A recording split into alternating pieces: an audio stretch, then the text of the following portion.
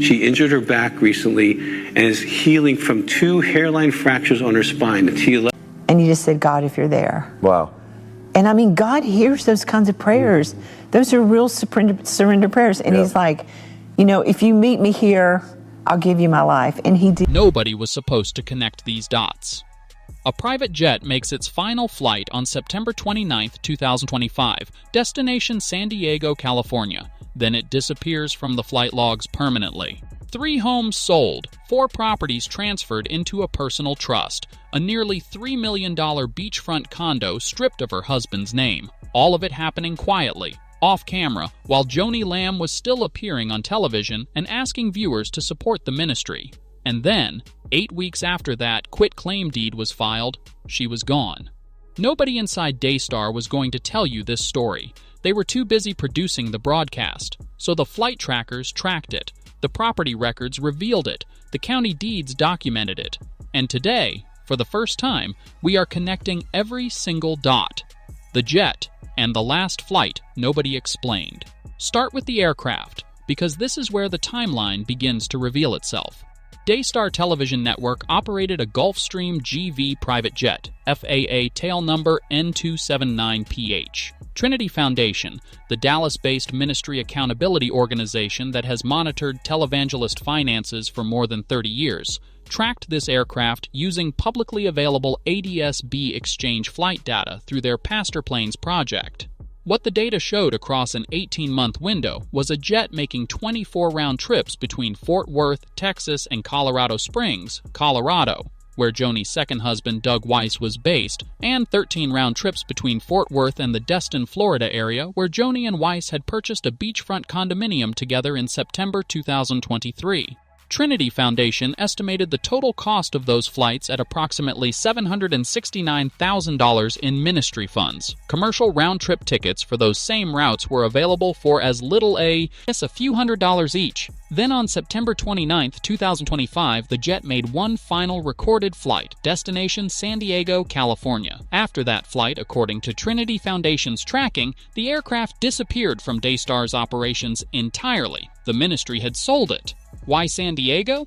Trinity Foundation investigator Barry Bowen discussed this question with apologetics researcher Susan Puzio.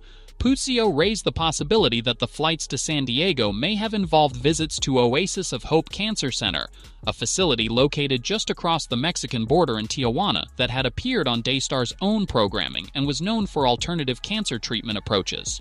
Neither Trinity Foundation nor Puzio published that theory as confirmed fact. They were transparent about the absence of verification, but the question was being asked. And the timing of the jet's final flight, September 2025, approximately 7 months before Joni's death, became one of the earliest data points in a timeline that nobody had yet assembled.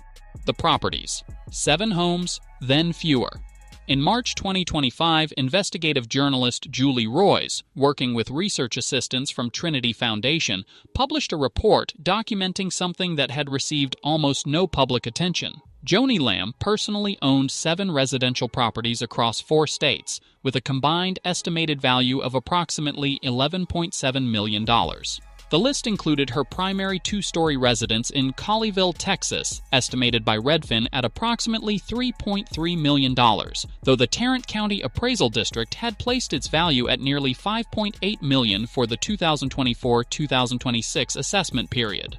She owned a second home under construction in a gated Colleyville community, estimated at $3.9 million, a beachfront condominium in Miramar Beach, Florida, purchased with Doug Weiss in September 2023 for approximately $2.9 million, a riverfront lake house on the Brazos River in Granbury, Texas, a rental home in Grapevine, Texas, a home in Monroe, Georgia, where her sister lives, and a modest property in Taylors, South Carolina.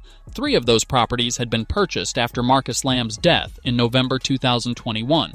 Now here is what happened to that portfolio in the 12 months before Joni died. And this is the part that nobody publicly assembled into a single picture until now. The systematic sell-down, October 2025, approximately 6 months before her death. Joni Lamb sold her primary Colleyville, Texas residence. The buyer took a loan of $2.35 million, not including any down payment, against a property that Redfin estimated at $3.3 million, and the county had appraised at nearly $5.8 million. The actual sale price has not been publicly confirmed. She also sold her Taylor's, South Carolina property. Sale price, $300,000 per Redfin records. Her Granbury, Texas lake house, estimated by Redfin at approximately $830,000, also went through a sale in this period, though the final confirmed price is not publicly available. 3 separate properties, sold within roughly 1 year, with no public announcement, no lifestyle magazine coverage of a move or a life transition, no statement from Daystar about any change in the Lamb family's living situation. The cameras kept rolling, the fundraising appeals continued, the legacy stewardship page on Daystar's website, the one encouraging viewers to consider leaving the network in their wills, remained active, and Joni Lamb was quietly converting her real estate into liquid assets. The trust, moving assets out of public view.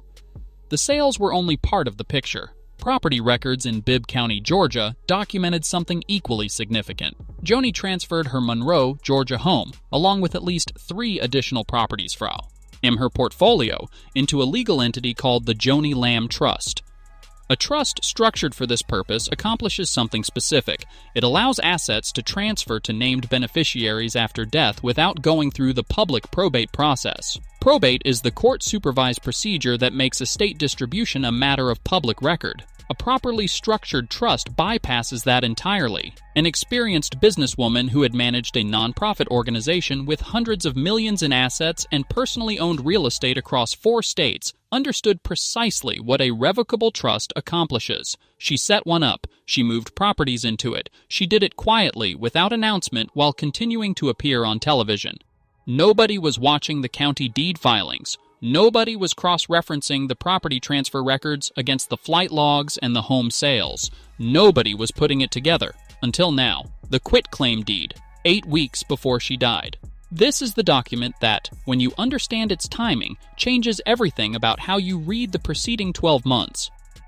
Approximately 8 weeks before Joni Lamb died, a quitclaim deed was filed on the Miramar Beach, Florida condominium. The beachfront property she and Doug Weiss had purchased together in September 2023 for approximately $2.9 million. Doug Weiss's name was removed from the title. A quitclaim deed does not file itself. It requires legal preparation. It requires intentional execution. It requires a deliberate decision by the person whose name is on the document that the current ownership arrangement needs to change. The timing places this deed filing in approximately late February or early March 2026. Joni died on May 7, 2026. She removed her husband's name from their shared beachfront property approximately 8 weeks before she died. No explanate. Ian was ever provided publicly. No statement from Daystar, no comment from Doug Weiss, no acknowledgement that this document existed. Trinity Foundation reported in March 2025 that Joni owned 7 properties in 4 states worth $11.7 million, and their subsequent reporting tracked the systematic reduction of that portfolio through the months that followed.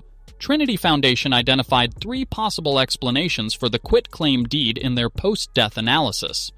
The first, Joni's original prenuptial arrangement with Weiss was always exactly as she had described it to Jonathan, and the deed is consistent with a broader estate plan whose full terms the public cannot yet see. The second, Joni made deliberate adjustments during the marriage, recognizing that circumstances had evolved from what she had anticipated, and spent her final weeks making legal corrections. The third, and the one that many in the community have found most significant, Joni recognized something she had not fully seen before, that her own reassurances to Jonathan about Doug's role had not translated into the reality she had promised, and that the quitclaim deed was her way of drawing a legal line when she could no longer hold one in person. None of these 3 explanations has been confirmed. What has been confirmed is the document, the timing, and the silence that surrounded it. The camera that kept rolling while all of this was happening. Here is what makes this timeline genuinely unsettling when you step back and look at it as a whole. while Joni Lamb was selling 3 homes, transferring 4 properties into a trust, filing a quit-claim deed on the beachfront condo, and arranging what appears to be a systematic preparation of her estate, she was also appearing on television. Not occasionally, regularly, continuing to host, continuing to appeal to partners for financial support, continuing to represent herself as the active president of a global Christian broadcasting organization that viewers were being encouraged, on that same organization's website, to include in their wills. The Legacy Stewardship page on Daystar's website lists specific reasons to consider estate giving, including ensuring your property is transferred to chosen recipients rather than the state, and preventing certain persons from receiving your assets.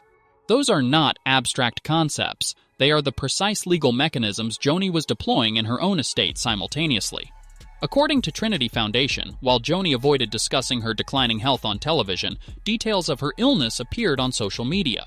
In March 2026, a Facebook comment from someone who said their son had spoken to a cousin of Joni's at a party reported she had terminal cancer. The theory had emerged even earlier. In March 2025, Trinity Foundation's jet tracking had raised questions about San Diego flights that were never publicly explained. The diagnosis, whatever it was never disclosed to the public that financially sustained the ministry. The network's own statement after her death confirmed only that she had been dealing with serious health matters she chose to handle privately, and that a back injury had compounded those challenges. The final message nobody was supposed to hear. Approximately 3 weeks before she died, Joni Lamb met privately with board member Tom Callender. She was in a makeup chair. She was in pain. She was determined to be presentable. According to a close family friend whose account was corroborated directly by Jonathan and Susie Lamb in an interview with the Roy's Report, Joni said this in that meeting: "If Jonathan tries to reach out, give him back Daystar." Those words came after years of conflict. The firings, the lawsuits, the NDA demands, the surveillance, the termination letter delivered by a security guard in a bulletproof vest. They came from a woman who, according to those who knew her in those final weeks, understood that her house was not in order, that the succession her husband had specified in writing, and that she herself was now privately echoing, had not been honored, and that the people currently positioned to take over the institution were not the person both she and Marcus had ultimately pointed toward. Jonathan was not called when she died. He learned his mother was gone from a corporate attorney approximately 10 minutes before Daystar made the announcement on social media. The final message she left for him never reached him in time to matter while she was alive. What the timeline actually shows. Pull back and look at the complete documented picture. September 2025. The jet makes its final flight to San Diego and is subsequently sold. October 2025. Joni's primary Colleyville home sells, her South Carolina property sells, her Granbury Lake house sells. Late 2025 into early 2026, 4 additional properties transferred into the Joni Lamb Trust, structured to bypass probate. Approximately February-March 2026, quit-claim deed filed on the Miramar Beach condo, Doug Weiss's name removed. April 6, 2026. Doug Weiss appears on Ministry Now to tell viewers Joni has 2 hairline spinal fractures and is resting at home. May 7, 2026. Joni Lamb dies. Daystar's statement references serious health matters she had been facing privately prior to the back injury. That is not a random sequence of events. That is a woman who knew or strongly believed that her time was running out, and who spent her final year making very deliberate decisions about what she was leaving behind, to whom, and in what legal form. None of it was announced. None of it was visible on the broadcast. The cameras rolled. The fundraising continued. The legacy giving page stayed up. And in the county courthouses of Texas, Georgia, and Florida, the paper trail told a story the broadcast never did. Nobody noticed. Until now. T is the complete documented timeline. The flights, the property sales, the trust transfers, the quitclaim deed, and the private message that never made it to Jonathan in time. Here is the question I want to leave with you. When a ministry leader spends her final year systematically restructuring her personal estate while continuing to solicit viewer support, what does the community that trusted that ministry deserve to know? Drop your honest thoughts in the comments. This community asks the questions that need asking. If you are not subscribed, now is the time. Turn on notifications. The Daystar succession story is still developing, and the next verified update will be here first. Thank you for watching. Stay discerning.